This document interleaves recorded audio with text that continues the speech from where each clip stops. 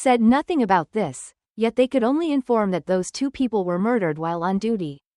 But no one can answer why you two appeared there. Records show that the shopping center was not on the route where these two police officers usually appeared, and there was no trace that they were brought there after the murder. These two people did not use an official vehicle, so until the body was discovered, they were still considered to be on duty. Sadongjiang Station was having a lot of headaches. So who the hell discovered those two? The captain frowned and asked, but why was the answer from his subordinates so strange? It turned out to be an anonymous call, making him crazy, throwing something he had in his hand to get a little frustrated. The replacement subordinates quickly spoke up. We could not confirm the exact time of death but guessed it took place sometime after 11 p.m. to around 2 or 3 a.m. Being so vague makes the captain crazy. If it's really Tak Se-young who escaped, they should at least notify the police. Now they have to deal with a mass murder case. Those blue-haired, snotty-nosed Americans call themselves the strongest power in the world, but they still can't keep a kid who got in. Even down to my asshole. Suddenly, a door of the police room was opened from the outside. Today's story is not over yet. Why is it so busy? He was angry and was about to curse, when suddenly he heard his subordinates report that a man had come to commit suicide. Confessed about the murder of two people last night. What else is that? Why did I initially think the suspect was Se-young? What's going on? When the American soldiers reached the upper floor of the hotel in the barracks, they were overwhelmed by the extremely tragic and brutal scene unfolding before their eyes. Corpses were everywhere. Blood was smeared from the floor up to 2 feet. The wall was white. I wonder what horrors the guards here had experienced. Lightly walking through the middle of the aisle, the squad leader was so used to these scenes that he didn't see any problem, but the soldier behind couldn't bear it and vomited in misery, but what was in front of him was not what he expected. The squad leader sees it often. It was a burned corpse, with its mouth open and eyes wide open right at his feet. As he covered his nose with his hand, he was confused. Was that guy crazy or what? Sitting down and looking at the burning body in front of him, the squad leader guessed that Se-young must have had a mental illness, which is why he tortured the victim to this extent. Suddenly seeing that person twitching a few times made him startled and quickly backed away. The person next to him eagerly asked what was going on. It took him a long time to stammer before he could say, He's still alive. Clearly he wasn't dead yet, but they thought this was the phenomenon of spasticity after death, right? Mainly looking for excuses not to take a step closer. The two discussed what to do. Or if you just contact the military medical station, the other person immediately dismisses you. So what the hell is the point of contacting you? Does he look like he can still live? Su-yun was startled and cried out for help but couldn't utter a word through her torn throat. Following the squad leader's orders, they decided to leave the half-dead guy alone. For now, just clean up the scene and leave. By the time everything is over, this spastic phenomenon will be gone. They decided to consider the person in front of them dead. Those words reached Su-yun's ears and she shed tears of anger, but there was no way to cure it. On the large yard of the barracks, surrounded by rows of soldiers, Se-young was standing tall facing the barracks commander. He carefully told the big guy in front of him that there was someone here from the U.S. headquarters who wanted to see him. Se-young didn't pay much attention and just tilted his head. He looked to the right and then to the left. On both sides, there were many soldiers, armed with weapons. But his head was full of disgust. Se-young knew that these people would not be able to move past him, so he lowered his body and stood on tiptoe on his big feet, exactly like the movement of preparing to run away, much to the surprise of his boss. Hoi! But he was so trustworthy. He shrugged and flew off the asphalt road of the barracks, preparing to cross the nearby sports field and get the hell out of this place. Looking up at the name that didn't look human, the captain finally shouted, "He was the one who stopped the kidnappers from almost killing your aunt." Hearing that, Se-young stopped, then he landed on the soccer field not far away, only he stopped a little too quickly, leaving a long trail of dirt and rocks scattered across the field. Seeing that his words had the effect of keeping Se-young, he did not intend to leave. Even though he did not turn around, it seemed like he wanted to listen. The other person stayed but was not quick to say anything. Se-young turned around. Glared at him again. Not long after that, they led Se-young to a room painted white on all four sides, without much furniture, introducing this as where he would rest tonight. The person who wanted to meet him tomorrow would be here soon. Se-young still didn't say a word, just glanced at them as they were pushing a cart full of food, along with a simple rack of clothes that seemed to fit the giant in front of them, inviting Se-young to use it and rest. Go. Still not seeing him respond, he suggested, if you're bored, just go out and take a look around the barracks. After saying what needed to be said, the commander walked out and respectfully closed the door, leaving him alone for a moment. Se-young alone is in the room. The next morning, when the sun had just risen, the doctor stood in front of Se-young, calmly introduced himself. His name was Pone, and was about to blurt out some literary words about this magnificent America. He cut it off. Horizontal wants to get to the main topic immediately. The commander translated those things into Pone's ears, making him find it extremely difficult to understand. This kid is quite grumpy. He's only 18 years old, but his voice and face are both very poised. But I think it's fair to say, I smiled when I realized it's not normal for anyone to kill someone at the age of 18. Let's just get to the point so Se-young won't lose patience. Our goal is very simple, just give and take, smiling mischievously under her hair. Dark blue. Pone said frankly, we in America want you. Se-young's face did not show any interest, he just frowned as he watched the sick doctor continue to fly. This place was in a very strictly controlled US military area. We will not stop you from doing what you want to do, on the contrary, we will help you. Shrugging his shoulders and pretending to be friendly, Pone said that of course there was some conflict between the two sides at first, but in any case, only my side suffered damage. Furthermore, I and the US government stopped the Korean government from kidnapping your aunt. Ms. Go Yun-jin is currently making efforts to protect her and her family. Of course we do this purely because your aunt and her family are US citizens. He heard the words translated into Korean by the commander and then suddenly asked, what about the Korean government? According to Pone, all the soldiers who came to kidnap his aunt were Korean. It seemed like they belonged to a part of some national intelligence agency. Therefore, we pledged to take ultimate responsibility for the safety of Ms. Yun-jin and her family. While speaking very enthusiastically, Se-young suddenly said something that made the commander stop in alarm. His half-understanding, half-wordless scholar spoke but still listened attentively because you guys weren't blocking my way and you should have taken me to the hotel right away.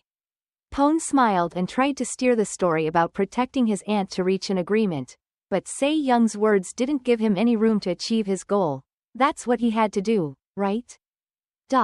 Se-young was ready to warn me that if anything happened to my aunt's family. He leaned down to look at the scholar and wheezed as he finished the next part. You will be the first to answer me. There. Se-young's crazy overwhelming power makes the normally crazy Pone feel like the angel of death is asking about him. He still hadn't finished his warning and continued. If there is a scar on my aunt or her family, the whole of America will have to answer to me. Remember what I said today? The army's battle vehicle raced down the road carrying Pone with the barracks commander sitting in the front row. He was depressed and thought that he was planning to use Yun-jin to control Tak Se-young, who would have thought that he would threaten him in return. But no normal person has such ability.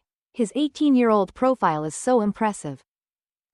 He only dared to think that and didn't dare to complain at all. The person he was dissatisfied with was still sitting back here. Se-young only slightly raised her eyes to see what was ahead but still didn't say a word, causing Pon's throat to go dry. So much so that a smile couldn't even appear on her lips. After walking a while, the car braked and Se-young jumped out. According to Pone, they had arrived, pointing to the tunnel leading out of the barracks area. The doctor told him that he just needed to go that way and he could leave here without anyone noticing. Se-young followed suit, without saying goodbye. But the doctor suddenly called him back after receiving something from the commander's hand, holding up that electronic board. He told me he had a little information, who knows, maybe it will be useful for you. Se-young didn't say a word but still listened patiently. He pointed to Jung Da-hun's face. Pone smiled. In the list of people he wanted to take revenge on, this guy was the closest.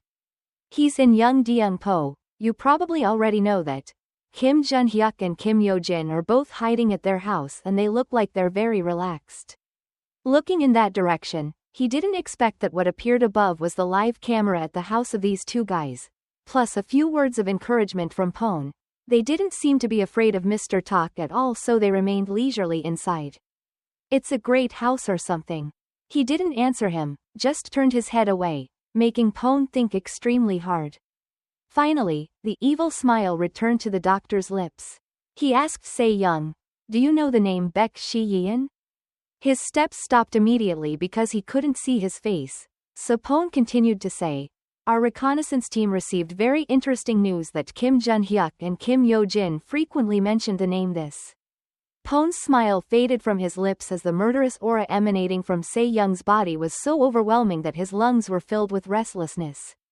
When he turned back, his eyes looked deadly, shining straight at the person who dared to joke around with the name he had hidden deep in his heart. At that time, Pon really felt despair and death staring at him. A moment later, one person stood limply while the other sat on the ground, and Se-young disappeared from the road leaving a cracked dent. Then the other two began to feel like they could breathe normally. Pon still held his heart that was beating wildly in his chest. Remembering the fear from earlier still made him feel nauseous. Se-young jumped on the rooftops, bridges and roads, jumping back and forth in the air of the city, but his expression was no longer as calm as usual, and his speed was also faster. Swinging through tall buildings, Se-young gritted his teeth and widened his eyes, aiming for a single target, while his head called the name, Shi-yeon, over and over again. Since last night, the police team captain had been sitting in the testimony room facing a fat man in a white shirt, filled with shock and disbelief. "What did you just say?" That person gave the name, Baek Shi-yeon. She was one of the victims in the 10X school violence incident that year. So there was one more victim after the incident that had passed a long time ago, but only now revealing it left the captain stunned. That middle-aged uncle started talking. A few years ago, the police department received a report that two people, a man and a woman, were seriously injured and had to dispatch 2 emergency rescue teams. But later, only one team was dispatched. Such shocking news left an honest police officer stunned. Placing his hands on his trembling knees, he continued, "If you want, I will report all the medical and hospital records related to Baek Shi-yeon at that time, because at that time I had to prevent information related to her. So he sided with the perpetrator." Yongjin University Psychiatric Hospital was originally built on a large scale with modern equipment specializing in psychiatric departments. In room 209, like any other room, there was a soft humming sound and the sound of chalk drawing on it. Wall. For each hummed sentence, an image was drawn by someone, and soon I saw a childlike scribbled picture drawn by a long-haired girl covering the wall. While drawing on this side, she looked over to the other side, where the 2 policemen said to her last night, "Sorry, we were wrong. Because of money, we didn't say anything."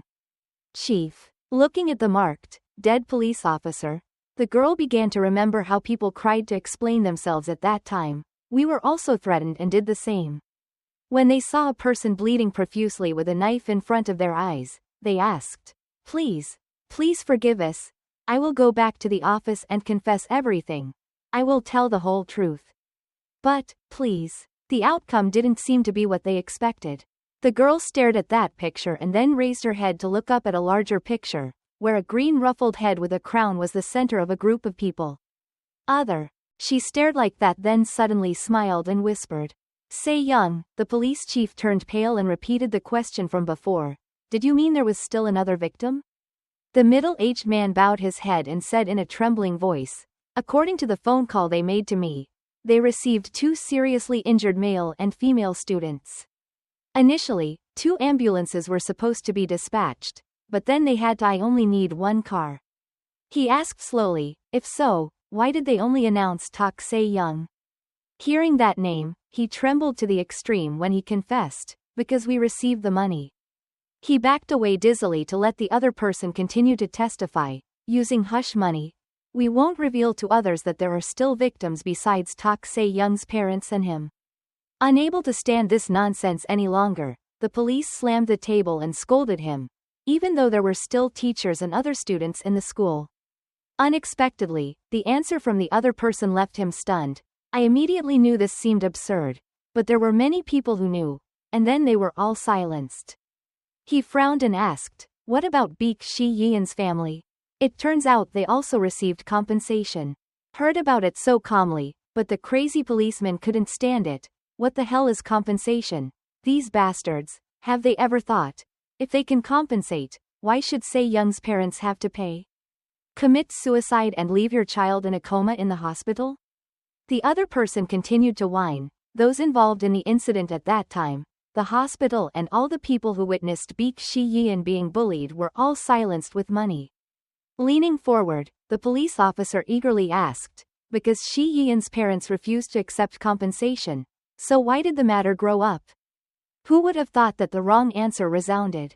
He said, I think Tak Se-young's condition at that time was too serious and could not be alleviated by compensation from the parents of the perpetrator. That answer revealed a horrifying truth that made it difficult for the police officer to believe, regardless of whether he was in a high position in politics or the media. Are they planning to use money to silence everyone, turning small things into nothing? From the other person's mouth, he learned that from the standpoint of the perpetrator, they must prevent the public from knowing about Baek Shi-yeon's condition. His hands tightened with regret because I should have been the one to let everyone know. At this moment the middle-aged man's face was soaked in tears. Groaning in regret, he mumbled to himself, everyone should have known everything and I should not have covered it up. It's been so long, why hasn't anyone told him why he turned himself in now? Finally, the policeman asked the real reason why he came here and immediately heard the other person's answer. The two people Kim Jang-jun and Choi Myung-ji who were murdered were my colleagues. The truth was gradually revealed when he began to fall into panic, covering his face with his hands and sobbing because I didn't want to die like them. That expression made the policeman feel uncomfortable. Just felt disgusted, and before he could even open his mouth to curse, he saw his subordinate crash through the door and run in to report. Someone witnessed Tak Se-young suddenly rush out of the army base and was running straight towards Gangnam. What does it mean? Didn't we say that kid had already left the barracks yesterday? If Tak Se-young is still at the military base until now, who is the culprit who killed yesterday? The whole police department suddenly became rushed. He wanted the two policemen to quickly contact Kim Yo-jin and Kim Jun-hyuk to see how they were doing. Right now, he really wanted to know what happened yesterday.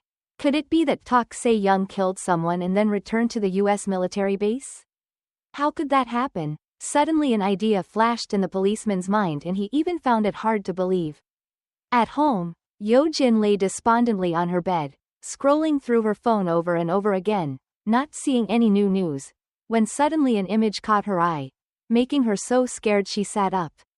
Turning her head to look out the door, even though she knew the image of Se-young running to Gangnam on her phone was still a long way from getting here, she already felt extremely panicked. Jun-hyuk was also at home in a similar state, his hand clenched his phone as it vibrated. He picked it up to look at it, saw Yo-jin's message and immediately lay on the bed in frustration, wondering, what's wrong with that girl? But at this time, I texted and asked to go to social networks to see. Having said that, he also raised his phone to see what the news was. When he saw the photo that Yo-jin sent, his face turned pale. It was clearly Se-young's shadow flying in the sky, along with countless laughing comments below. A lot of people wanted to guess who he was running towards Gangnam to find, whether it was Jun-hyuk or Yo-jin. It was like opening a betting game there. Each person guessed a name. The comments spread all the way down to the post, making Jun-hyuk crazy.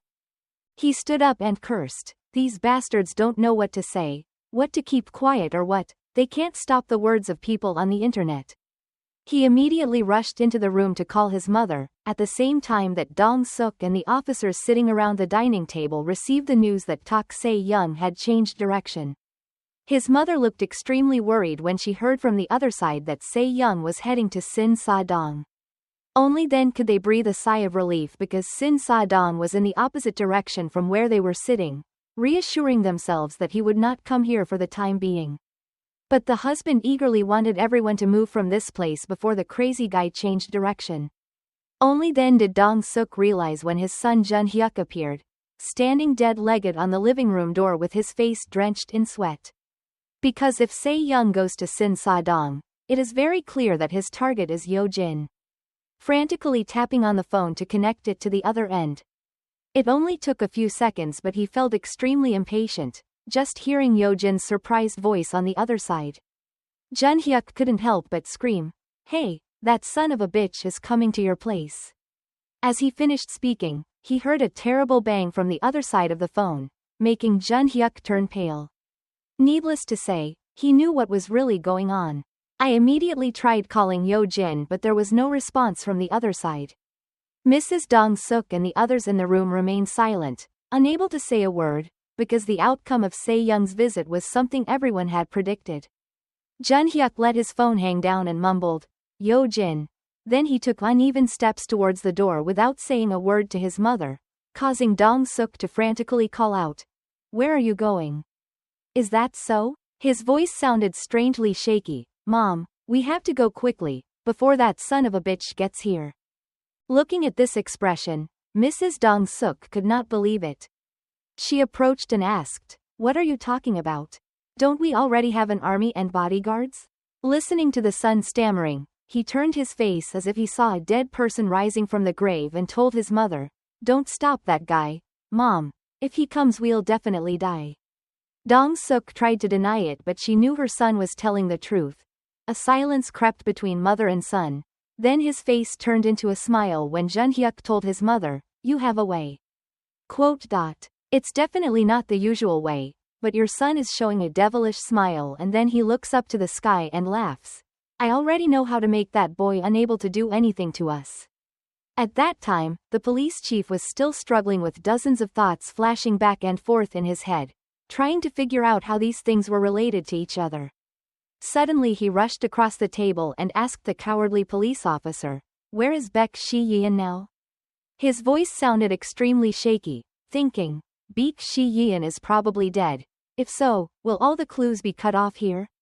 I heard the other person say, "At that time I met her, she was in a state of unknown life or death. And that wound was also the first time I saw her. I thought she was dead. We cannot let this happen." The police chief turned around and called his subordinates, immediately investigating whether this Baek Shi-yeon was alive or dead for me and finding out everything related to her. Just after giving the order, the police chief's face was filled with worry. Returning to the only clue, he asked, "What about Baek Shi-yeon's parents? After that incident, do you know anything more about them? Or not?" He gritted his teeth like he was remembering something terrible. But according to this expression, the police chief felt like something was wrong. Youngjin Hospital in the center of Gangnam is now emitting columns of black smoke. The army that appeared in front tremblingly fired a bullet into the green head in front, making a loud noise that left only a single streak of smoke on Se-young's temple. He turned his head and stared at the other person, obviously trying to counterattack one last time before completely dying. He hated seeing that person gradually die before his eyes and then turned and walked away. These people shouldn't have pointed their guns at me, they should have pointed their guns at them. The director's house is now filled with wary and skeptical faces, as Jun-hyuk insists that even the police or the army cannot stop Se-young, after Yo-jin is you. "Mom, we have to go now." Having said that, Dong-suk still hasn't decided yet. This son of a bitch roared, "Mom," forcing her to make a decision right at this moment. The blue-haired girl's small neck was suffocated in the giant hand that was trying to say the words, "Jongjin University Mental Hospital." She couldn't even look at Se-young's face and still had to confess. "Shi-yeon is there now, really, so please forgive me." It's unclear whether the information is real or fake, but Se-young felt a rage swirling around his mind. He opened his mouth to tell her, "After that day, I tried everything but couldn't find anything. Where is Baek Shi-yeon? There is no trace of public opinion, school, personal page, or phone number, as if there was no one named Baek Shi-yeon from the beginning." Se-young's arms tightened more and more as he told those words to the blue-haired girl in front of him. "I even doubted myself."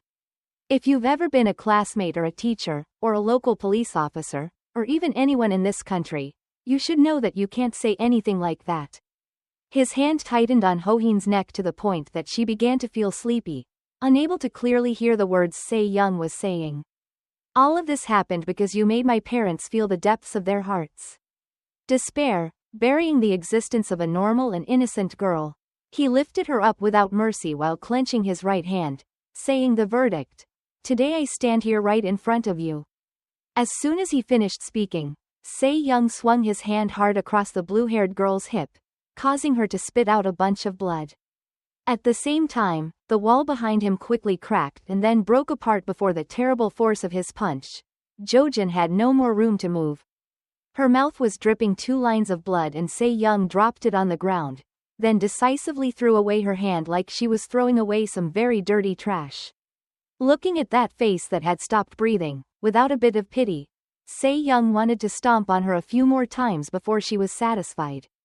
His next target is Dongjin Mental Hospital, which is also where Jun Haik's family members are rushing to follow in his son's footsteps. They were heading to the 2nd floor, ignoring the doctors and nurses blocking their way. As long as they could push them away, the group of people quickly followed where Jun Hyuk was heading.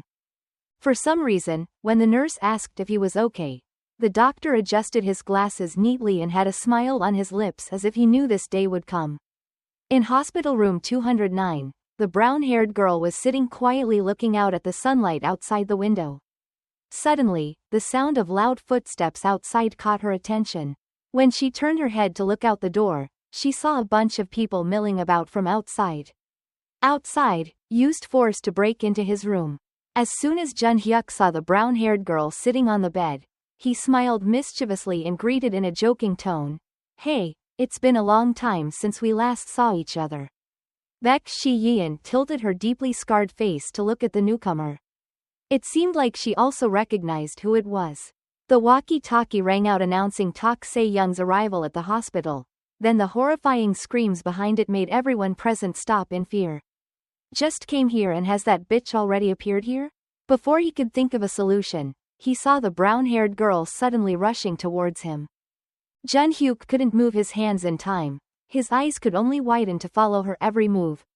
Meanwhile, outside the Dongjin Psychiatric Hospital, columns of thick black smoke burned. Of course it was Se-young's doing so that he could get into the hospital lobby.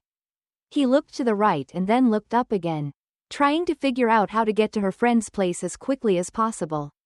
The floor of the 2nd floor rattled a few times as if something was stabbing up, then it suddenly shattered, revealing the body of Se-young who had just broken ground and crawled up in front of the soldiers, making them stunned.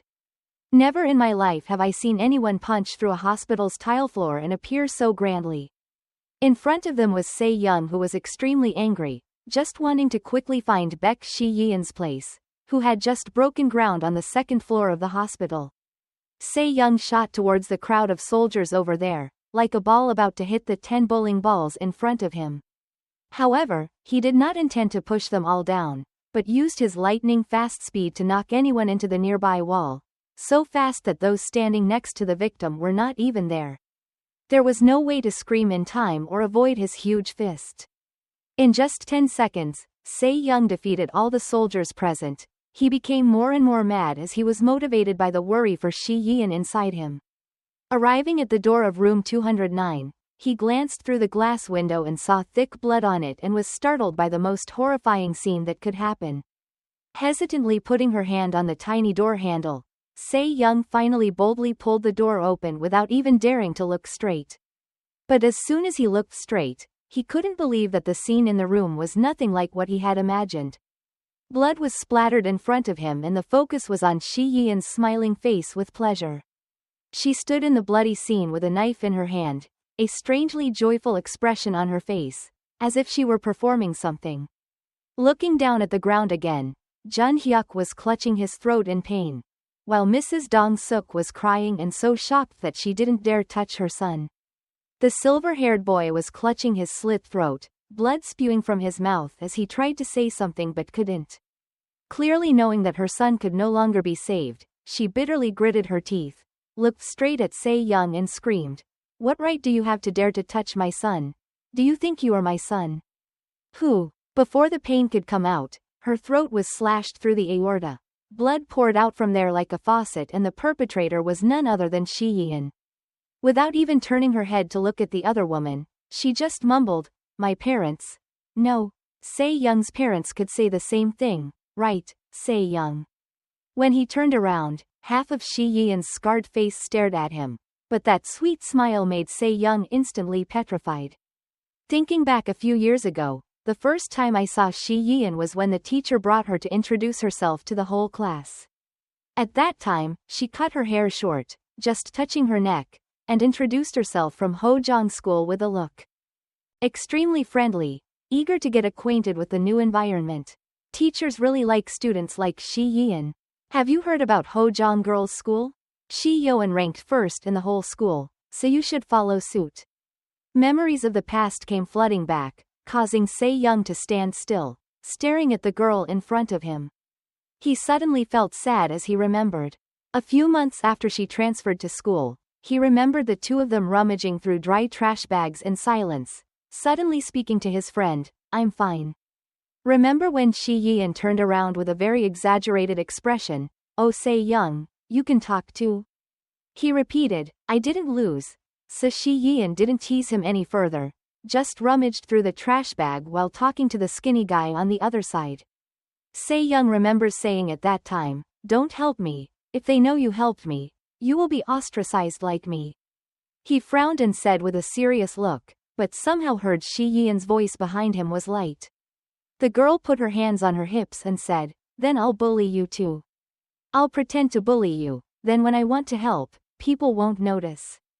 Is that okay?" Such a strange and bold idea made Se-young not know what to say. Before she could respond, Shi-yeon stupidly asked, "Well, what were we looking for in this pile of trash?" Now facing each other again after many years of separation, both were in completely different positions, and Shi-yeon's face had a long scar looking at him with a bewildered expression. After searching through the trash behind the school, the two once met in a coffee shop. When Se-young appeared, he immediately asked, "What are you calling me for? What if someone sees us?" He sat down on the chair and heard the girl opposite him say, "Today I was confessed to," but Shi-yeon's face looked somehow indifferent. He was fed up with school and said, "What's the big deal about you being confessed to? She studies well, she's pretty, and she's very famous, but if someone sees her out here to meet me, something bad will definitely happen." Turning away with a bored expression as if listening to a dumb kid talking, Shi-yeon remained silent and after a moment said, "I rejected that confession, but you're not curious about who told me?" Star? In the end, he had to ask who it was, but when he heard the words, Lee Soo-ho, he suddenly felt no joy. After probing that expression, Shi-yeon asked, "Do you know who that is?" "You know why? He's the son of the school president, the son of the Shin Jin Foundation that sponsors the school. He studies very well." But the girl didn't seem to care about that guy's family background at all. She just grumbled that they planted something strange. That Suho's friend suddenly appeared while he was confessing his love, and said something about people of the same level should play together, so they invited me to their group. A few days later, the two met again on the rooftop. Hearing Shi-yeon tell her that Hee-young would take Shi-yeon to introduce her to the kids in different classes, he glanced at her in surprise and then answered simply, "Don't go." Hiding her face in her arm with a sad look, Shi-yeon said she had to go. "Lately her friends somehow kept avoiding me. Only Hee-young was still talking for the time being." Without raising her head, Se-young reminded her not to go, making her very upset. Why not go? Otherwise she would be ostracized. "But you've been ostracized," the girl asked confusedly, only to see Se-young bowing her head and telling her, "Actually, you've been ostracized ever since you rejected Lee Soo-ho and then called me out to the restaurant. Coffee. If you leave today, I'll tell you that you have to do what they want, otherwise you'll be boycotted altogether." But what they want is probably nothing terrible. Se-young didn't want to talk but kept asking. Finally he growled, "Can you play with toys, or smoke, or have you ever stolen? Let her do those things." Having said that, a few days later, when Se-young was being bullied by Soo-yeon behind the school, it was she who screamed loudly, asking everyone to stop with an extremely tense expression. And scary. When he looked up, Se-young was frightened. He clearly saw the fear on his friend's face, but also did not understand why she dared to stand up to protect him. At that time, he looked both scared and stressed, with that same brown hair, now with a long brown scar on his face and no longer any confusion hidden along with his old innocence. He raised his big hand. His raft out, Se-young touched Shi-yeon's scarred face, rubbing it. After 2 seconds of surprise, the girl also reached out to hug her friend's big hand, seeing him prostrate at her feet like a knight. A trembling voice called out, Shi-yeon. Going back to a few years ago when he had just been beaten back by Chong-soo and his hemorrhoids popped out, he laughed. You can't take care of yourself, so why do you always want to meddle in other people's affairs? Looking at the stunted boy below who was trembling, Chong-soo happily sat down and asked, Why did you touch my friend's toe? He-won warned you, and then you dragged him in. What do you mean by interrupting our game? The remaining 7 children each had their own expression, some laughing, some showing disdain, leaving Chong-soo to teach the stunted boy in front of them. Are you crazy? Who do you think you are? Tell me. Listen. Se-young didn't respond at that time. He just silently endured it and then raised his face to look at his friend lying not far away. Shi-yeon didn't know if something was wrong or not, but she looked like she had fainted. Suddenly, Jo-jin, who no one can control, screams, Hey, step on her face for me. I won't understand Jun-hyuk at all. Turned around and asked, Why are you so upset, my friend? Suho is the one who was rejected, not you. Who knows what the problem is between these two? Suho acted like he didn't hear it. Jo-jin, I didn't say anything else. Se-young stopped walking and asked, Hey talk Se-young. I heard you spend a lot of time with this whore. Are you two dating or something? He still didn't answer, but the bullies laughed happily. Especially Suho. Don't tell me you two are really dating. Soo-yeon chimed in, Are you guys playing a family game? That must be the case for this guy to dare to stand up to protect that child. Maybe these two mothers are forcing him to play a kissing game for money. That's why I'm so dirty? Jo-jin corrected it right away. I didn't force him to do it for free. I gave him 5,000 won per hour. Se-young said it would count. The money is not missing. But the problem is that this kid broke the plan. We have a plan, you son of a bitch. Se-young doesn't have to explain anything. Whether they say it or not, they will beat me. Soo-yeon uses the excuse because you work for my friend. Se-young feels unhappy, so I'll tell you.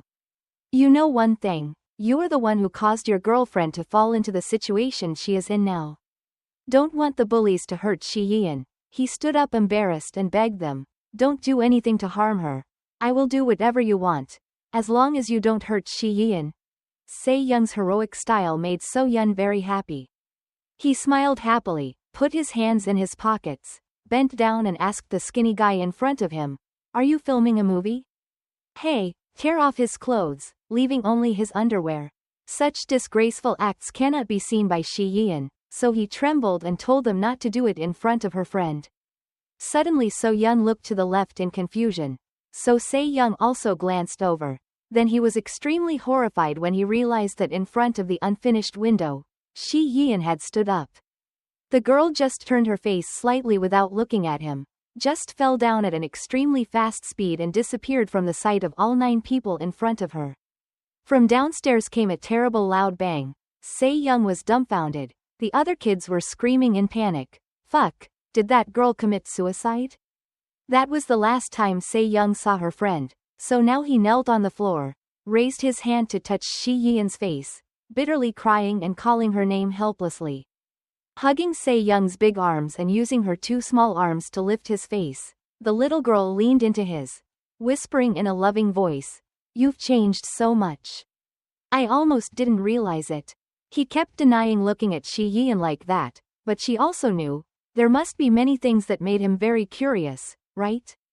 She calmly called him, Get out of here first. This bloody place is not suitable for us to talk.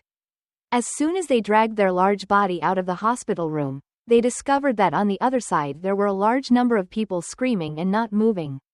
Se-young turned hateful eyes towards the crowd. Even if they had weapons in their hands, they couldn't stop their voices from shaking and couldn't move even a step. Suddenly, the 2 soldiers next to him, wearing jackets, had their throats cut very skillfully and decisively by the hospital nurse.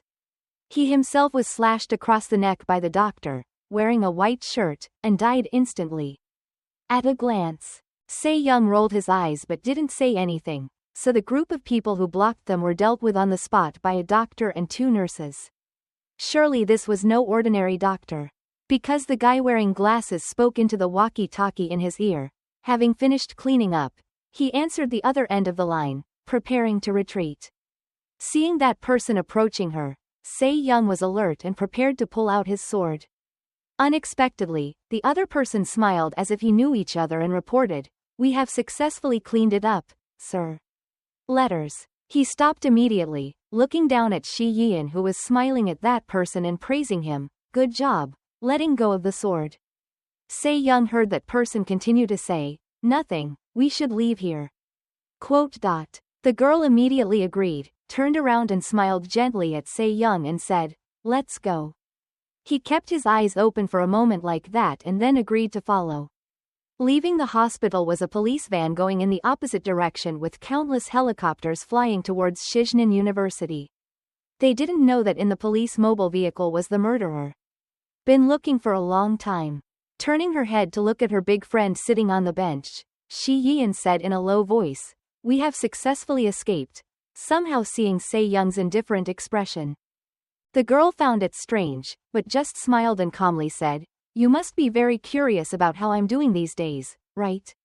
He didn't answer anything, just being silent like that. Shi Yian looked so at home, but how did he grow up in such a big way? Where is the stunted Se-young that I used to know, or pretend to sigh sadly? Where has the lovely Se-young of the past gone? But Se-young in front of her didn't say a word, making the drama that Shi Yian had created all the fun. Looking at him, he saw that she was still looking down. The girl sat down so that she could clearly see Se-young's expression. Trying to start a conversation. "Aren't you going to talk to me? Aren't you curious? Or do you just don't want to ask anything?" Se-young finally opened her mouth, making Shi Yian very excited. She attentively wanted to hear some question from him, but unexpectedly Se-young only asked, "Are you hurt anywhere?" It was really a question that I didn't expect. Then he said, "I thought she was dead." Not letting Se-young say more, Shi Yian rushed over and hugged his neck in a familiar way, burying her face in the long bush-like hair of her big friend. She sobbed, "I'm sorry Se-young, I've been acting like this for a long time." Alive. Hearing that, his eyes suddenly opened wide. In his ears was still Shi Yian's helpless crying voice. "Sorry I couldn't tell you. Sorry I made things difficult." Then with him, finally, Se-young cried, his whole body trembling. He hugged Shi Yian and thanked her, thankful for still being alive. Slamming his hand on the table, the police captain cursed, saying that the person who died yesterday was his colleague. "Don't tell me that Shi Yian's parents killed them. Say something quickly. Didn't you come here because you were afraid of being killed?" The middle-aged man was shaking so much that it took him a long time to answer. "You're right. I'm here because I'm afraid of being killed, but there's one thing." Talking about that made the police officer extremely curious. He didn't expect to hear the other person say, the perpetrators were not Shi Yian's parents. All clues seemed to slip out of his mind. The other person trembled and continued to say, "They are dead, died in a traffic accident about more than a year ago." Every word he said made the policeman startled, so none of what he was thinking just now was correct. He was stunned when he heard the other man continue to say, "Beak Shi Yian's parents are not our good people." As soon as he heard the policeman ask what it means to not be a good person, he trembled and roared, "It's their fault. They made us keep our mouths shut. So why do you think it can make so many people keep their mouths shut?" Silence for such a short time? The words were no different from a confirmation, but the police officer still had difficulty connecting the clues together. He wished he was in the van right now to hear Shi Yian tell the story of that year clearly. Better than the trembling middle-aged guy. Se-young sat quietly listening to her friend tell her story. Those people proposed 10 million won as settlement money for both sides. The girl looked at Se-young with brown eyes and asked, "If your parents hear that they want to settle with you, if it costs 10 million won, what will they think?" He moved his lips to speak, thinking that Shi Yian's parents would be the same as him, but he unexpectedly blurted out the number 200 million, then raised his face as if smiling. They told those people that everything could be settled for only 200 million. He turned pale and didn't say a word when Shi Yian continued to tell. After a period of negotiation, the two sides finally settled on 120 million with the condition that the cost of my treatment was beyond that amount. Looking at Se Young's stunned expression, the girl smiled and said, "You don't believe it, do you? Looking at your face, I know you don't believe it, but if you don't believe it, how can I believe it, right?" Pointing at her scar, the girl smirked and continued, "But you know what's funnier? My parents have done even more ridiculous things. After receiving the compensation, from the police to the ambulance driver or the school teacher, they came one by one to convince everyone, cover up this matter and keep quiet." Blue veins appeared on Se Young's face. He furiously slammed his hand into the body of the car, causing it to tilt to one side, almost crashing to the ground. Yet Shi Yian next to her didn't seem upset at all. The smile remained on her lips. She softly said, "Calm down, my friend. After all, everything happened many years ago. Now that I think about it, there's nothing to be angry about." Knowing that, Se Young only heard about this now, so he was so angry that he gritted his teeth and saw his friend starting to calm down. Shi Yian continued to say, "I was bedridden for more than a year, and also learned that he was in a coma for several months while his parents had to fight alone." "So you found out about their deaths after waking up?" Still didn't hear Se Young's response. She kept saying, "At that time my eyes could still see. My ears could still hear. So I still knew everything was going on out every day. At that moment I just wanted to die. Everything I heard in that room, even knowing what they used that money for, I felt like I was in hell." Suddenly interrupted, Se Young wanted to know how her friend's parents were doing now, but unexpectedly he heard Shi Yian's calm voice saying, "They're all dead. They died in a traffic accident, in the room. Patient 209 has been used as a crime scene. There is still a drawing of a big car hitting Shi Yian's small car painted on the wall." The police van brought everyone close to a river, where unrelated people immediately boarded different canoes and sped out of there, leaving only one boat for an adult and a child standing on the bank. Jumping down there, Shi Yian told her friend to go with her, but he still seemed stuck on the previous story. "What about her brother? Why did you ask about that now?" Shi Yian turned around and still replied, "I joined the army, not long after my parents passed away." Se Young's shoulders trembled. He didn't understand why he could leave his child behind to join the army like that. "That's not it." Shi Yian shook her head so he didn't understand anything. Suddenly, her friend's eyes showed clear sadness. That day he had just come home from school, and suddenly the police appeared at his door and took him away just like that. He tilted his head back and looked at Se Young, his daughter. "If you hadn't heard these stories, you probably wouldn't believe it," she guessed. It's true that he didn't believe it. He kept rolling his eyes and looking at people, but when Shi Yian was about to mention the people he was with, he suddenly interrupted and said, "Stop talking. You won't understand this guy. What do you want?" Looking down, Se Young said he didn't want to know those things. His reaction made Shi Yian unable to understand. "Aren't you curious about the people who helped me? The people who will help us take revenge on those damned people?" He simply replied, "I will be the one to do it. Even for your hatred, I will do it too."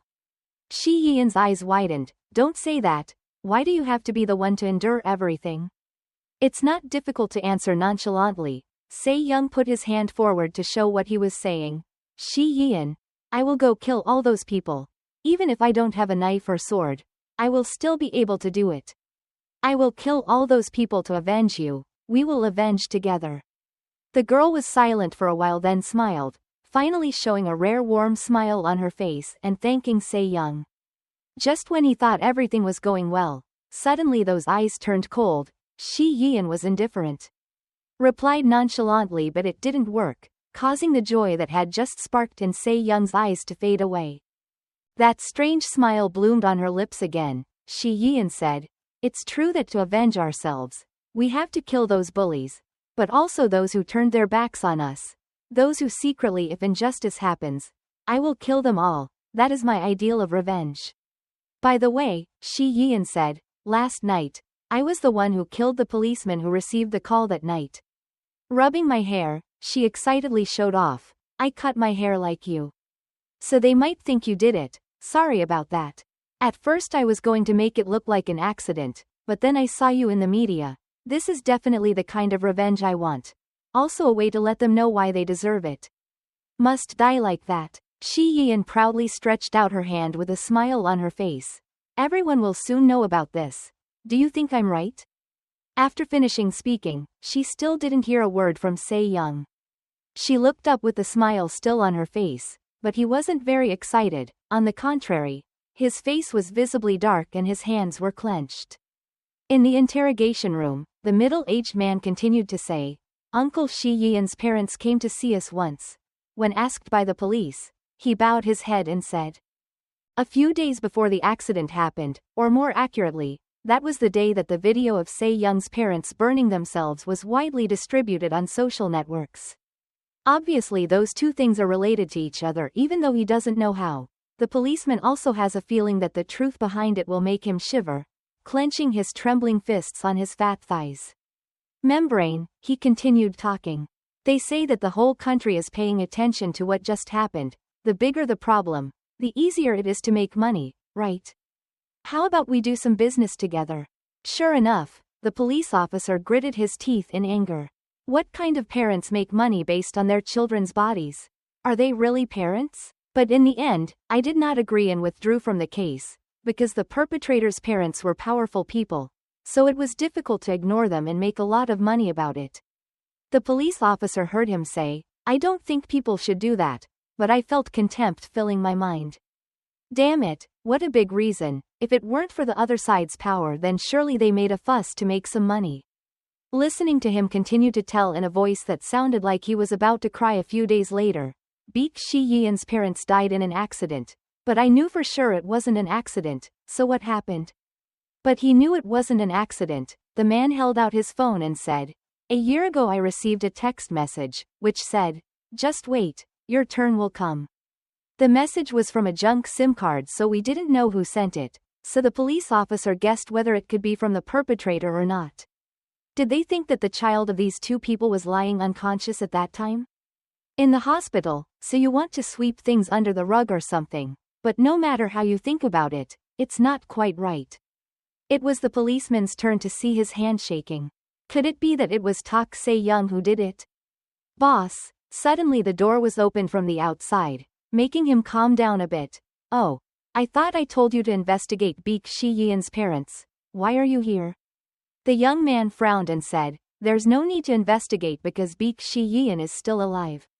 A source informed us that Tak Se-young is on his way to meet her, and the police and army are also on their way there. Quote. As soon as he heard the word army, the captain was so angry that he gritted his teeth and slammed the table, pointing at him and cursing. Why are we a criminal investigation force and there are other people on the road? What do you mean by that? Why are you reporting this to me now? The two of them are at the center of every search, now struggling on the train without going. Shi Yian's gentle face is calling to Se-young. Don't stop. Just attack as you want until the end. In the end, I won't stop on my path. He put his hand on his chest to show that we could do it together, but he didn't expect Shi Yian to flatly refuse, saying that the matter of revenge must be faced by him alone. The rejection hurt Se-young, but Shi Yian seemed to have been thinking for a long time. If evil things keep happening, it will only increase the level of evil, but if we just wait for it to happen. If we become good, good things will inevitably become evil, that's why we have to eliminate everything. Looking down at her hands again, Se-young didn't understand what it meant to eliminate everything. What was she planning to do? She clenched her hands. Shi Yian said firmly, to create a new world order, I need to eliminate evil things. What is this? That's not a vigilante anymore. Staring at Shi Yian's face, the two remained silent, unable to say a word. Suddenly there was a noise and lights from the right side. A slightly larger ship was moving across the water towards the two people. It looked like a cruise ship or a small fishing boat with a shaped target. Like Shi Yian's small boat. Standing at the bow of the ship was a man dressed neatly, standing out with white hair, and two deep scars on his face were the old features of an experienced man. The boat stopped not far from Shi Yian's canoe. He quietly walked down to the side of the boat, talking to the little girl below. I thought she wasn't going. It seemed like she was still convincing her friend. I'm Shi Yian. She waved her hand like she was very friendly, saying hello to Dean, making his eyes turn from wary to unhappy. Who was Shi Yian looking so familiar with? From that big boat, a rope ladder was dropped down for Shi Yian to climb up. As she escaped, she called her friend to follow her here, but he pretended not to hear, just staring at the old man with her pipe in front of you. By the time Shi Yian got on the train network, he still didn't see his friend move, so he turned back to urge him to hurry up. Dean stared at the big teenager and advised Shi Yian to leave him alone. He had to convince him. Only the mind can move that huge body. Before he could finish his sentence, he heard Se Young's loud voice asking, "Who are you?" It seemed like he really wanted to know without listening to the other person's answer. Se Young looked straight and asked again, "I just said, who are you? It seems like my friend doesn't plan to go on the same boat with me." Shi Yian didn't know what to say, so the old man had to answer for him, but he said, "We don't have a specific name." At all. He didn't answer as expected. Se Young growled, almost going crazy, planning to play with me or something. In the end, he took the pipe out of his mouth and replied again, "We are the spokespersons." "That's understandable, mainly to help lost people like you. That's all you need to know," talked Se Young, calling people astray, and even calling them by their full names like that. Of course it doesn't suit Se Young's personality, and he didn't bother to explain further, just turned around and told Shi Yian we would set sail soon. Still wanting to convince her friend more, she held onto the railing and called Se Young, "Aren't you coming with us?" He looked up and replied, "Yes, it's like you said. Just go on your path of revenge." Even though he knew the outcome would be like this, Se Young still felt quite sad, because he would reach the end of his path of revenge and just turn around and leave in front of his friend. Shi Yian didn't hold back, but she was clearly sad, just standing there looking at the shadow of her big friend who was gradually disappearing. Suddenly in a state of depression, the black-haired guy next to her yawned and then smiled. Kids these days are also cool. Come, he doesn't mean Yian, but clearly means the boy carrying the huge sword who just left over there. Moments later, the bow of the ship was gliding across the water carrying the three people from before. Shi Yian stood by the side of the ship with a shotgun in her hand, thinking about what happened earlier and thinking about her friend, feeling uncomfortable. Suddenly the black-haired uncle spoke up. Why didn't her friend come along when he had the chance? Shi Yian didn't answer, just glanced indifferently and asked, "Who are you? I've never seen you before, and you don't look like one of us at all." Responding calmly, he smiled and said, "Don't treat me like the patients in your mental hospital." Shi Yian immediately pointed a pistol at the back of his brain. The air suddenly condensed as her voice became more and more scary. Did the uncle mean we were crazy or something? Well, would anyone in their right mind teach kids how to shoot guns? Just as Shi Yian was about to say that this is the way for us to establish a new country, the other person smiled amusedly. This is the last chance for her to put away her gun. The girl widened her eyes and saw the guy using his overwhelming authority to repeat, "That's right. This was the last chance for her to keep her life." Both sides were glaring at each other. Suddenly Dean appeared with a calm voice that was almost there, causing the two to separate immediately, pretending that nothing had happened between the two sides. He repeats, "Before Tak Se Young can kill President Jang Sung-chul's daughter, we must save her." Shi Yian doesn't agree. Why save her? Dean knew that Shi Yian didn't like that girl very much, so he had to explain slowly, just for the future. Before the whole world turns its back on Tak Se Young, we must stop that from happening. Outside the American barracks, the cries of So Yun and Suho's parents rang out endlessly, including Yo Jin's father who discovered his daughter had tragically died, each crying in his own way. The Shinjin group car pulled into a separate corner. Inside was Du Jiang, holding his face, sobbing, constantly calling the ugly boy's name, Se-yun. I knew he was extremely sad. Drivers still have to notify. I just confirmed that Jang Soo-young flew out of the military base on the day of the accident, plus she will fly to Incheon Airport tomorrow. As soon as he heard that the only survivor was the one with his son, Du Jiang went crazy. He understood everything and immediately called out the name Jang Sung-chul, the son of a bitch. Du Jang's roar sounded like dangerous animals. And under the sunset that day not too far away, there was also a person moaning about Jang So-young's whereabouts who would be at Incheon Airport tomorrow for Se-young to hear. He was lifting that person off the rooftop. Just keep it together with a single braid. He was scared out of his wits, his arms and legs waving, begging to listen to me. I'm just telling the truth. His puffy face was trying to groan. Knowing everything I told you. The words were extremely urgent because all the people in his organization had been beaten half alive and half dead, lying all over Se-young's back, so his attitude was extremely sincere. He raised his eyebrows at the other person and then gently pinched him onto the tiled floor of the rooftop. Without looking back for a second, he immediately changed his target to Incheon's airport. The next morning, the National Assembly building was full of people and reporters rushing to report that one of the hottest events in the Republic of Korea was the inauguration of the new president. Everyone please stand up. Sung-chul finally waited for this day, smiled kindly and declared to everyone that he would stand up to protect the country and do good and interesting things, this and that, for the sake of life. People's lives. Not far from the National Assembly building, on the rooftop of the opposite building were two figures using binoculars, checking to see if Jung Da-hun was here or not. In front of the high-rise building, there were troops lined up in dense rows, and on the roofs of nearby buildings there were also dozens of police and snipers waiting for orders. Right at the critical moment, suddenly someone appeared and called out, "Captain, Group 1 and Group 2. All are waiting for your orders." Okay. The older brother stared at that person with sympathy. Good luck to everyone. Just as she was about to give instructions to rush in, the girl next to her laughed and said, "Wait a minute, if we just rush in to help, Se-young will definitely not be happy." "What do you mean?" the person next to him asked. "Is he coming here?"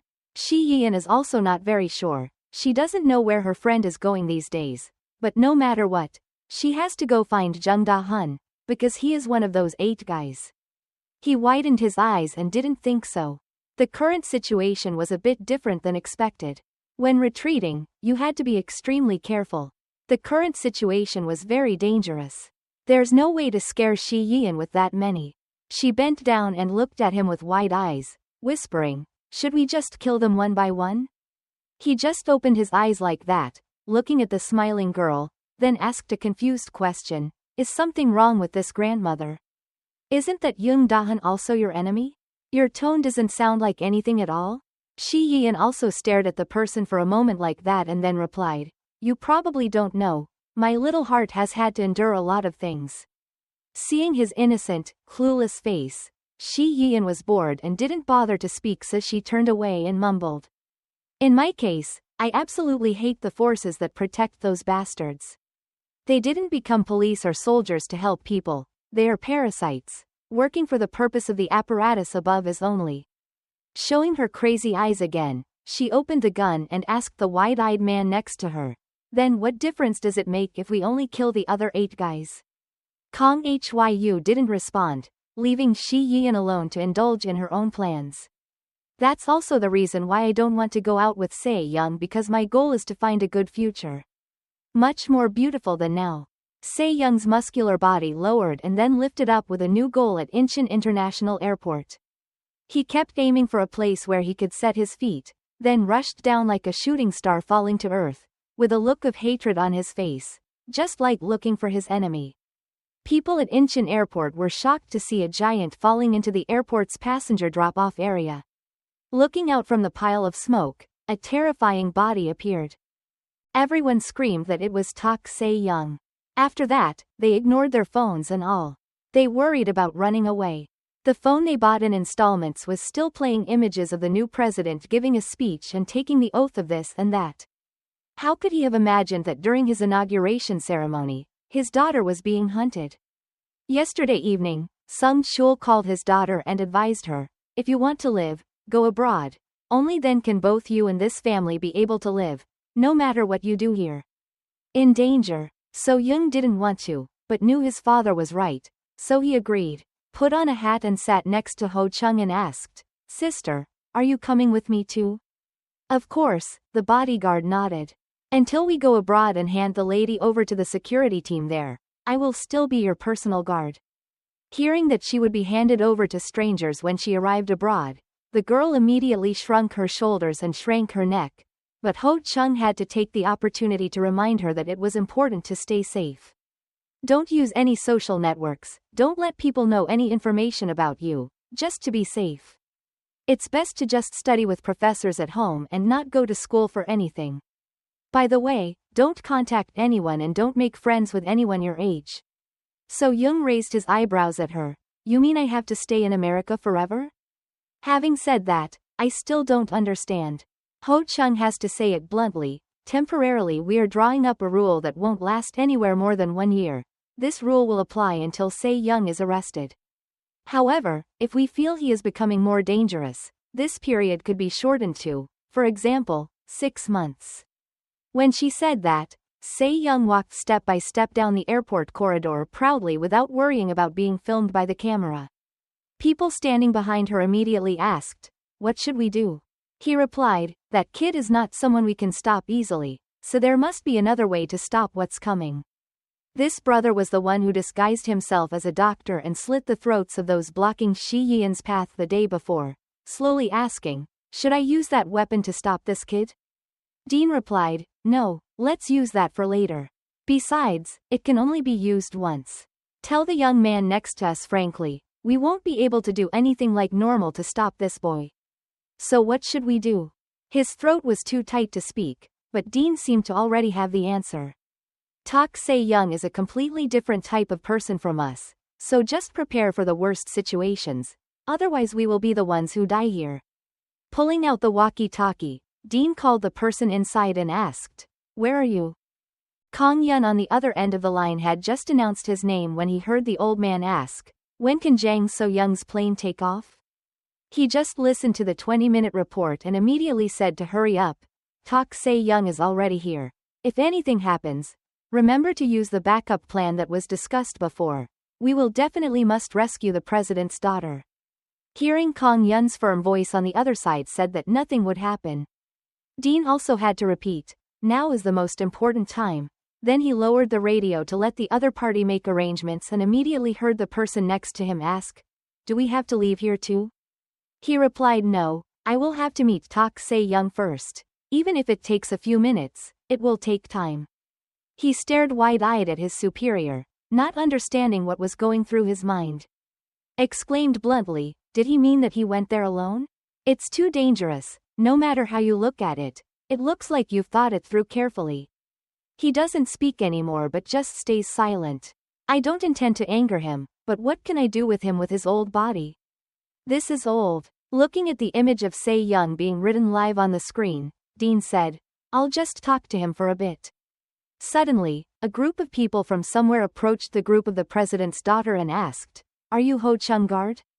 They had nearly 10 fully armed people, making her extremely wary, but when they heard that I was Lee So Chun, the airport security guard, the two of them were surprised and worried, secretly guessing that something was going on. Something serious happened. Sure enough, he invited them both to follow him because Tak Se Young had just landed at the airport. The two girls turned pale. They quickly heard people screaming and ran away when Se Young entered. Aircraft lounge area. He didn't care what the group of people were doing. He just stared at one person who didn't run but stood right in front of him. That was the old man he met on the ship the day Shi Yian left.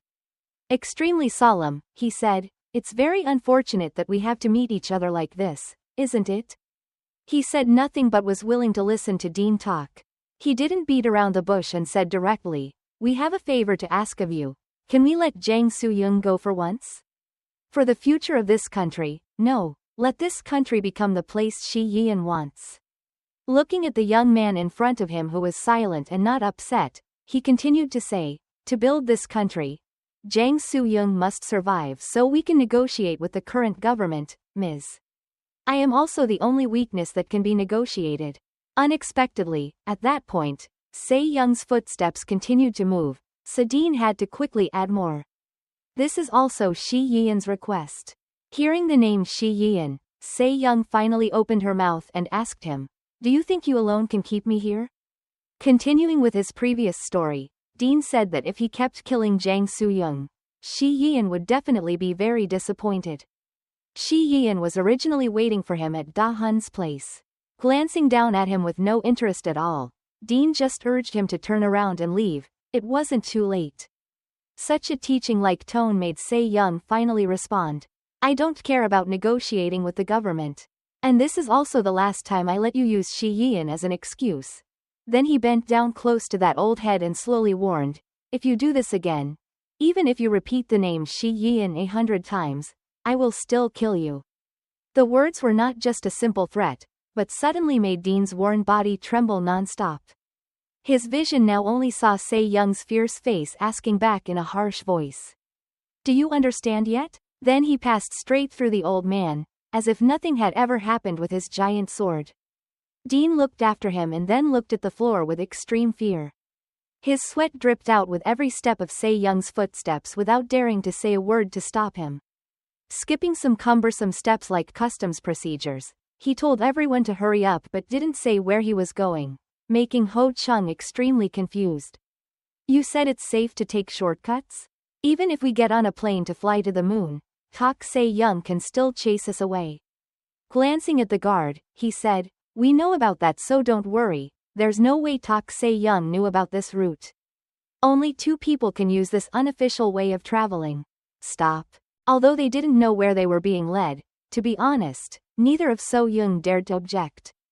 They just want to get out of this place quickly before Se-young finds them. On the evacuated airport, now freezing cold, was a corps of military assembled to listen to instructions. Tak Se-young is currently considered the most dangerous terrorist. We're here to open fire on him once we see him. Who would have thought that when they were told to be vigilant, the whole team showed extremely surprised expressions, making the commander find it very strange. He followed everyone's expressions and turned around, seeing a tall man standing behind him, clenching his fists. He frowned and looked at the captain, who was only as tall as his stomach. Se-young yelled the word, "Get out," and scared him so much that his legs gave out and he fell to the side, letting him go. The other squad also immediately moved to both sides. No one dared to foolishly stand in the way. But the captain trembled for a long time and became unbearably angry, so he raised his pistol and aimed at Se-young's back, but the gun had not yet fallen out of the barrel. He appeared right in front of him with a stern look, and with just one wave of his hand, his head fell off his neck. Dean stopped in front of the bench and asked what was going on the other end of the line. It was known that Tak Se-young was heading straight to that runway. He was clearly looking for Jang Soo-young. The fear from before was still in his head. The old man whispered to the other end of the line, Tak Se-young's senses are not like normal people. All organs must be avoided and must not come into contact with him. The other end of the line understood, but don't worry too much. Jang So-young will definitely get out of here safely. Knowing that the plan didn't have any loopholes, but to be honest, Dean was scared to death. The incident from earlier was still imprinted in the old man's brain. Somehow, miraculously, Se-young was running at full speed right now. Above his big, strong legs snapped out of the place where he had just been attacked by the flies and mosquitoes. He rushed his whole body through the glass door to the runway outside. As soon as he landed, he looked around. Let's see which direction Soo-young and the others are going.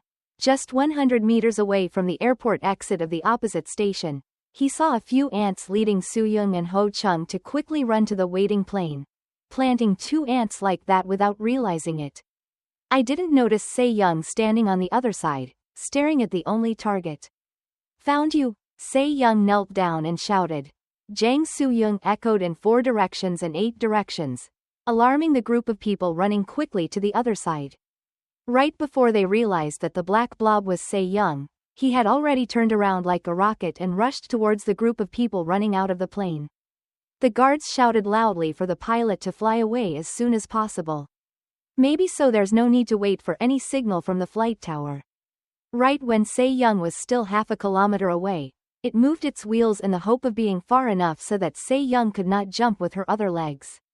He also knew that, so his clenched teeth thought of another way to keep up with the plane that was quickly leaving. Although he didn't have enough time to gain momentum and brake tightly, Se-young pulled out the sword from behind him, spun it around on his muscular arm, then leaned over and pulled a beautiful line, using his strength to soar it in an arc. It looked like it was going in a curve, but the ultimate goal was still the plane gradually leaving Incheon, with indescribable precision. That sword stabbed right into the middle of the plane's fuselage, slashing through the roof, almost cutting them off. Soo-young, fortunately, a security guard pushed her head down so she could escape.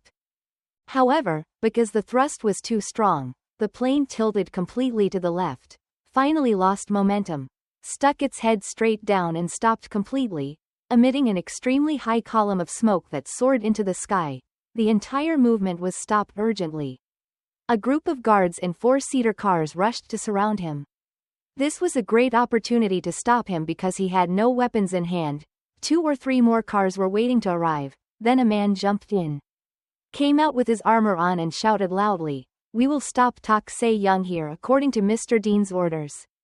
Aiming for him as their only target, they fired a whole gang of guns at Se-young, only making him crazier. Heavy bullets were also used, and soon the place exploded one by one. Pillar of fire. At this moment, the 2 girls stepped out of the plane and tried to escape. There was no time left. Ho Chung led the young lady to jump onto the wing of the plane to leave. Unexpectedly, after just 2 steps, she heard an explosion. An hour. On the roof of the plane behind them, everyone turned around in fear and turned to look. They saw Se-young's muscular arm sticking out of the smoke, clutching the handle of the lightning rod, and he appeared like a ghost. The devil emerged from hell, staring at them both. Soo-young screamed loudly and turned around to run away from here, but when he reached this place, how could Se-young let her escape? So he rushed up and jumped in front of her. Both of them were extremely determined, like this they could hardly run away. When they looked back, they saw Se-young's expression exactly like the way an arrogant predator blocked the path of his prey. That was it. There was nothing left but to cry with sadness. There was no one else here except the 2 of them. Even Soo-young had completely lost hope and collapsed next to her bodyguard. Tears and snot flowed from her eyes, her whole body trembling while Ho Chung was by her side. The edge also trembled endlessly. In front of the 2 people's eyes, Se-young's dull voice full of pleasure was resounding, clearly calling Jang Soo-young's full name as he slowly approached the 2 women. A bunch of police cars came from nowhere, surrounded everything. Then mobile soldiers wearing armor and guns ran to surround them. There were dozens of people using Korea's most advanced weapons aimed at Se-young's back, but he only stopped when he was less than 3 meters away from these 2 people. Now that the verdict had come, Soo-young was so scared that she didn't dare raise her head. Finally, she opened her mouth and stammered out, calling Se-young, "I'm sorry, it's all my fault. What I did to you and Shi-yeon is one of the things that I will never forget in my entire life."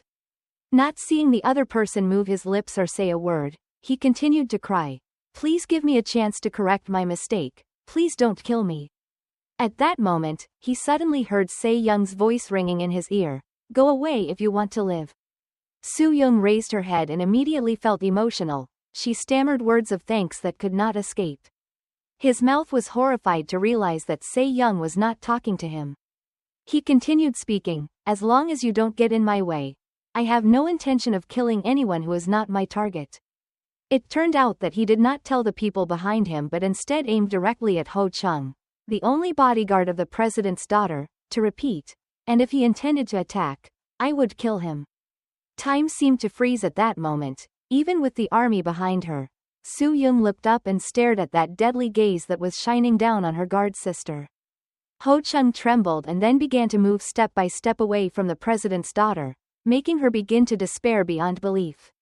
Stretching her hand out in front, Soo-young called out, "Sister, sister," but could not reach Ho Chung, because she had decided to leave completely, acting like she didn't hear or see, completely pretending to be deaf. Blind. Ho Chung just kept walking in the opposite direction of Se-young, ignoring the young lady who was crying miserably behind him. She kept grinding her teeth, sweating profusely on her head, trying to walk as fast as she could to leave here. Soo-young's cries for help became more and more trembling, then she screamed at the soldiers behind her, "Please save me. Don't you guys know who I am? I'm the president's daughter. Why doesn't anyone help me? You guys are the police, you're the army, come here quickly and help me. The moment she pointed at Se-young's eyes, asking the group of people to kill this guy to save her, he took out that huge sword and slashed it straight down, aiming for the top of the head of the lying bitch. Crying only about myself. Hearing a very decisive sound, Soo-young's entire body was split in half, blood splattered without blocking the slightest bit of pleasure on Se-young's face. He silently called out, "Mom, Dad. Shi-yeon, now there's only one last name left." At that time, in the Japanese government's parliamentary newspaper, the voices of those inside the meeting rang out after watching a video presentation about the giant that was wreaking havoc in Korea. The man in the gray suit at the head of the host table was telling everyone that if he could put pressure on that guy Tak Se-young by controlling the people around him, it seemed like a good choice. A politician next to him spoke up and quickly replied, "If there is no way to control Tak Se-young, then we have to find a way to get his power, but the problem is the origin of Tak Se-young. Where does that power come from, can it be transferred to others and how does it work? The more important thing here than calculating anything else is how to get that power. The order of this world will be overturned once someone has that kind of power, ambition is ridiculous." The person next to him leaned over to ask, but was immediately stopped by the guy. "He still doesn't understand. Guns have no effect on that Superman. If we can train thousands, even if there are 10,000 names like that, you understand." Looking at the face of the prankster who was stroking his beard calculatingly, everyone could see the ambition clearly showing on his face. On the plane returning to the United States late at night, Pan heard his subordinates report that Tru Tan Kiu would be the commander of China's army. Just hearing that name made Pan so bored that he didn't bother to speak. "It's a real headache. Even though I knew that sooner or later Tak Se-young would become a pimple that threatened all countries, but I never thought that the Chinese would be willing to jump in here to make some money." Listening to the blonde man next to us announce that, according to what we know, China currently has 3,000 spies in our territory, but that number is not operating under any formal organization. The doctor nodded, knowing full well that if that group of spies could smell anything delicious, they would definitely send the news back to the country immediately. Having finished speaking, China then went to Japan. The blonde man said that they were also starting to take action, but unexpectedly Pan was very calm and said to let them fight back and forth. A response like this was something the blonde man didn't seem to expect at all. He opened his eyes and asked, "Are you not planning on giving any orders?" Looking at Pan's indifferent expression, he became more and more confused. If either of the Chinese or the Japanese catches Se-young,